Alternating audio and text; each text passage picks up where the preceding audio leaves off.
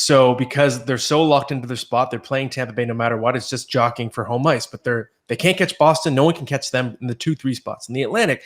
As a result, we don't really know how serious it is when the Leafs have an injured star, because they could just be giving a guy extra rest with something he could have been playing through. So how are you appraising Matthews' fantasy value the rest of the season? We know he's out for a few weeks, but we don't know whether that will be load managed for longer, whether he'll be legitimately back and completely fine in 3 weeks. So what do you think? Do you try and buy low right now, or are you selling Auston Matthews? What do you do? I implore Kyle Dubas to invoke the Kucherov, the LTIR Kucherov. Imagine they do that.